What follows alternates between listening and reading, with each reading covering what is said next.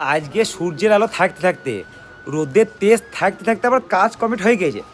মানে নীললোহিত নামে মহাপুরুষ বলে গিয়েছে আর কি, যে দুপুরের ভাতটা আর কি রোদের তেজ থাকতে থাকতে যদি খাওয়া যায় আর কি, সেই ভাতের গুণটাই আলাদা, আর সেই ভাত শরীরের মধ্যে লাগে আর কি। তাই আজকে কাজ যখন আমার তাড়াতাড়ি হয়ে গিয়েছে, মানে চট্টাম করে বাড়ির মধ্যে গিয়ে মানে চান ফান করে খট্টাম করে খ্যাটন দিতে বসে যাবো আর কি। তাই তাড়াতাড়ি করে বাড়ি চললাম, যে আজকে বহুদিন পর মানে দুপুরের গরম ভাতটা পেটের মধ্যে পড়বে আর কি।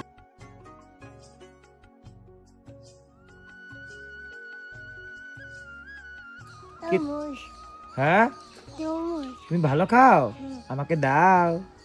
ওই বাবা, না তুমি খাও। ট্যাং ট্যাং।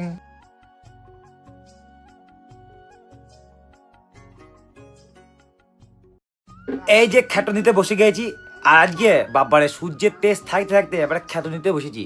আগেই বলেছি মহাপুরুষ নীললোহিত বলেই গেছে দুপুরের তেজ থাকতে থাকতে যদি খ্যাটনটা তুমি দিতে পারো, সেই খ্যাটন বাবারে শরীরের মধ্যে বিশাল ভালোভাবে লাগে। মানে কি বলবো, আজকে কি রেঁধেছে আমার বউ সেটা দেখা যায়।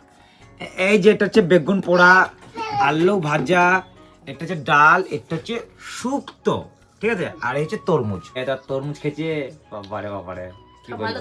হ্যাঁ সব ভালো। মাকে মাকে একটু খাইয়ে দাও তো শোনা। মা কি খাচ্ছে? কি তরমুজ?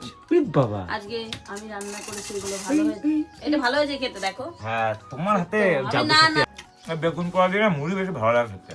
রুটিও ভালো লাগে। অনেক উচ্চ আছে তো, নষ্ট দাদা হয়ে নিয়ে যাবে। নিস, হ্যাঁ? সবটাই নিয়ে নেবে তুমি।